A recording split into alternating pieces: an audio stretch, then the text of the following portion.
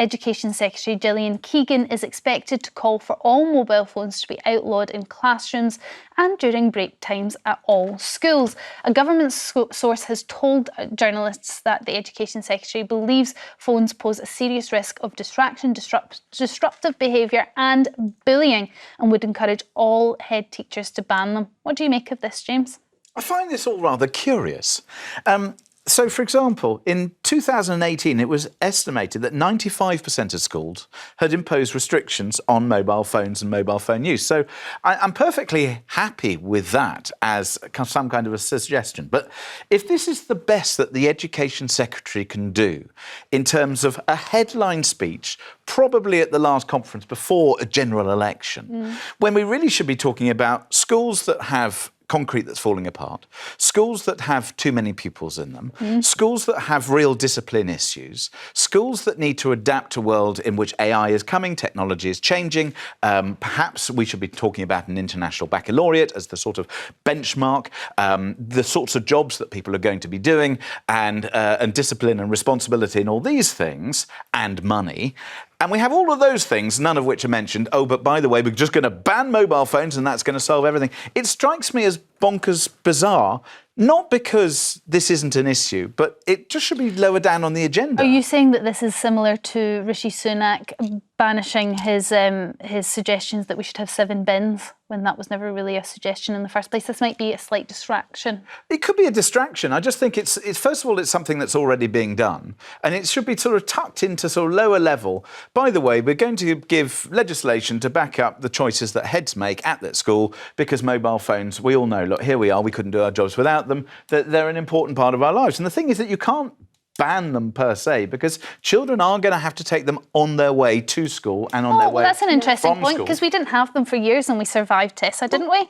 Yeah, I think we have... Hello, good morning. How are we all? We're all good. Agree with me for a moment. Ready for a good debate. Heaven forbid, no, I'm not. I'm just getting a directive from north of the border, actually, Storm, that England, for once, I believe, making the right move here. Granted, the guidance is non-statutory, but it's really important to draw a line in the sand and support the 60% of schools in England that say at the moment you cannot use your phone in school time on school grounds, and to provide them with that heft, which at the moment is completely absent in Scottish schools. My dear sister-in-law in Dunbar is tearing her hair out, trying to get the school to recognise that actually, as the UN stated just last year, this is dangerous for pupil privacy, this is distracting, and this leads to cyber-bullying. And but should this be the top, though, of the agenda? That I agree with everything that you said, and I think we're probably all in agreement that phones can be really distracting. I get that. But when there are so many other things, is that really the most important thing that your Education Secretary can announce?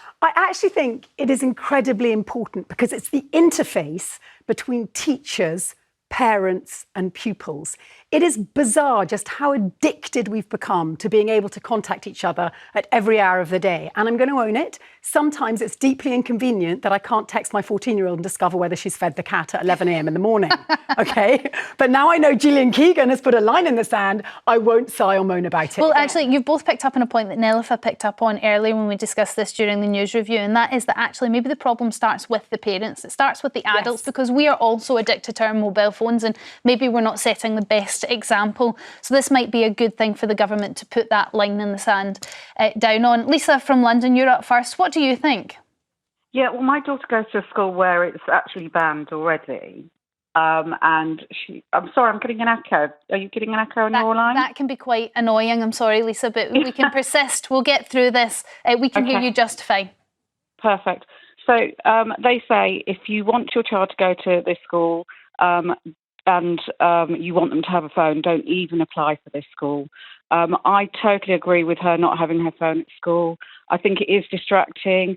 I know other parents who've had problems in the playgrounds where they've had inappropriate information shown on the phones that they're exposed to.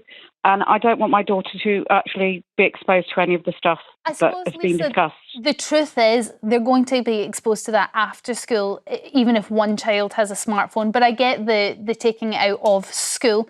The school your child goes to sounds very interesting. Does that mean that none of the kids are taking their mobile phones to and from school, or are they just banned in their entirety? They're not supposed to take them to and from the school. Well, what about security then, Lisa? What about a parent's ability to track where their child is or be able to get in contact with them, or in fact the child to be able to contact their parent if a bus is delayed or, there's some sort of issue?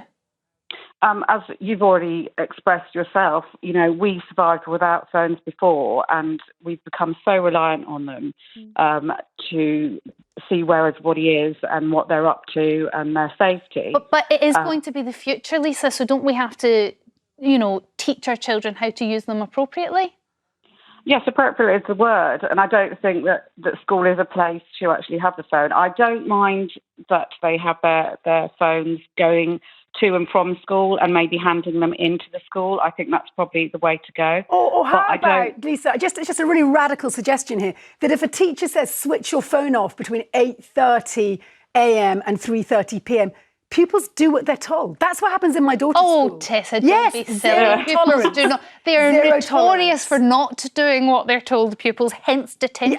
But if you introduce zero tolerance early on in a school's disciplinary procedures, it's surprising the number of pupils who recognise and obey. Well, it sounds like it works at Lisa's school. But does nobody agree that this is kind of a distraction away from what we really should be talking about, which is, look, these things, if a head teacher has proper authority in their school, then, as Lisa, you say, that's kind of the rules. Them's the rules. That's how the school operates. I want an education secretary to be talking about education and improving it and working out how they're going to fix the schools and fix the teaching. OK, James, I hear that. You want to go into a different subject, but we're going to stick with this one because I'm the host and I've decided. Why don't you just play on your phone for a bit while we discuss this? Go on, while the grown-ups chat about it. Lisa, thank you very much for your I have the discipline.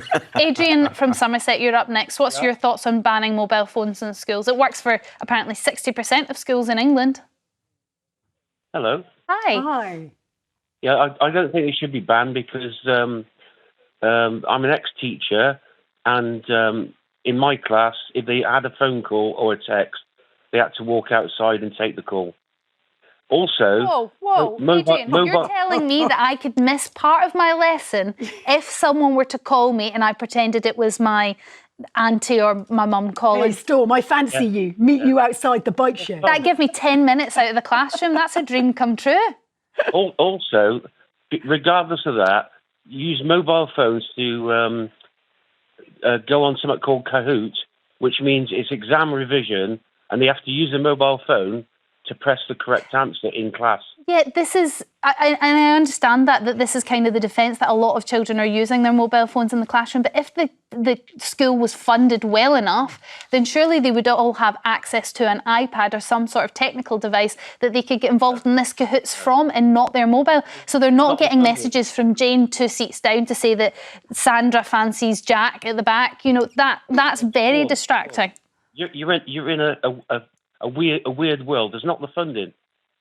Yeah? OK, so maybe that's really what the government should be looking at. As James says, this is an odd thing to focus on when already 60% of the schools are doing it. If the head teacher has enough, stance in the school, they'll be able to lay down the law in that department. And actually what the Education Secretary should be looking at is the fact we've got walls crumbling down and we don't have enough money for pupils to work on computers and iPads. Do you know how much iPads cost?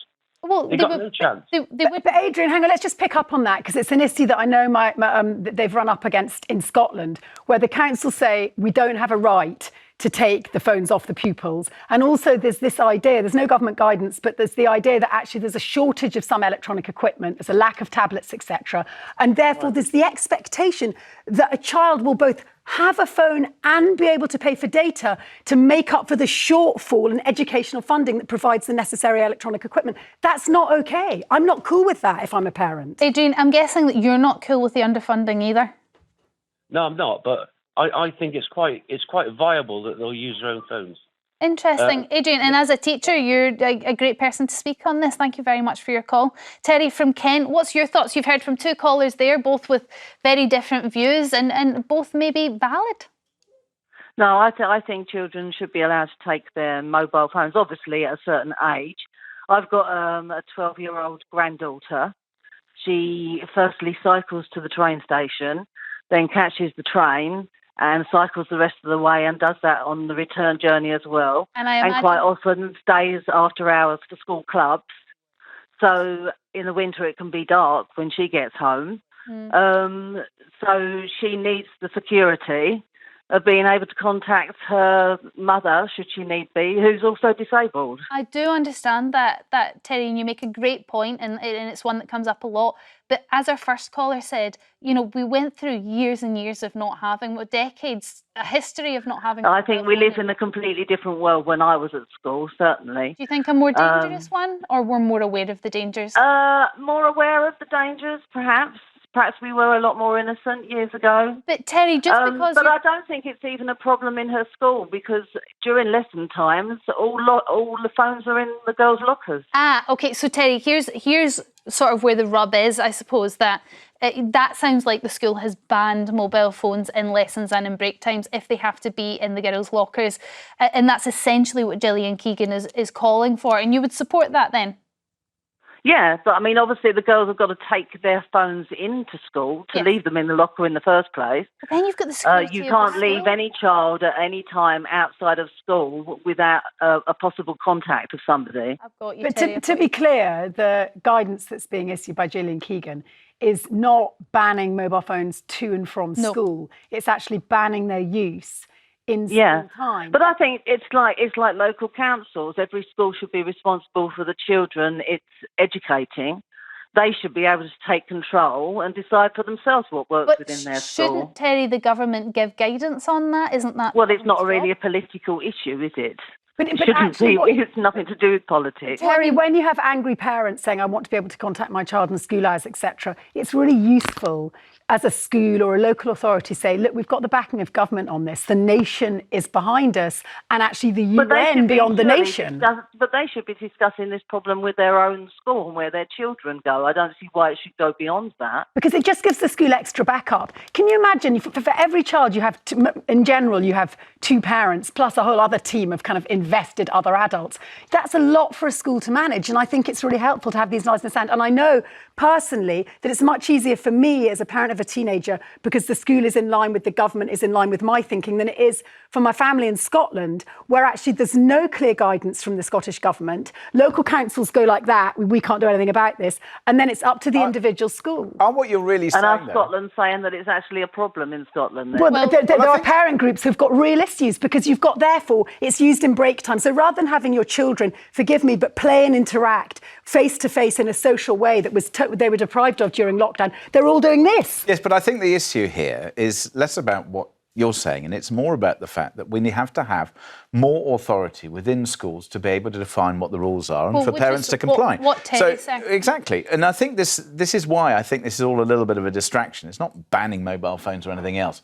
It's kind of almost realising that we don't necessarily have the authority that school heads should have in running the schools that they're responsible for. It's bonkers. Terry, thank you very much for your call. It sounds like actually what your grandchild's school is doing is sort of in line with what Gillian Keegan would like to happen.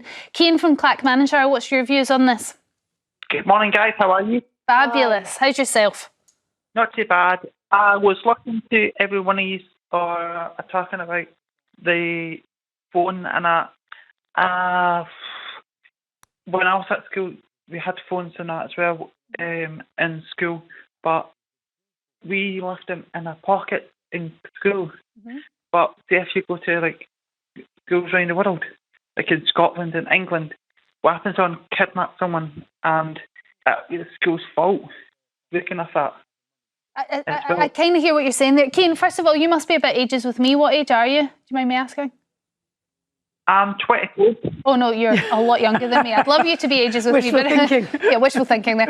We'll move on swiftly.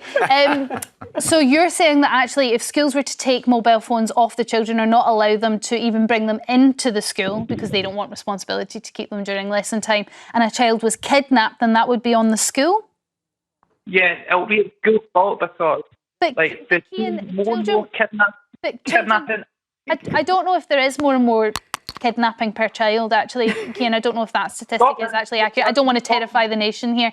But there have been thousands of kidnappings happen in the past, and a school hasn't been left responsible for it, Cian, just because they didn't have a mobile phone. Like, if something happens to the kid, like, say if there's, like, someone hit them or something bad's going to happen, like, they can't phone the mum or the dad, whatever. To be clear, Keegan, but just to be clear, I quite often I'll get a call from the school going, oh, you know, your daughter's got this or that's happened. The school can communicate with the parents. They do have on their database all our numbers. It's not down to the child. They should. But yeah, indeed. But the idea as well that there's some kind of security hazard if you don't have a mobile. In fact, by having a really expensive piece of tech in your pocket makes you more vulnerable to crime. Well, that in itself is an interesting. It throws it back to the school, which the school should be communicating when there's a problem. Look at Mr. Smug. He's like, I told you this debate was like. Well, I'd listen. The voice of common sense. Thank you very much.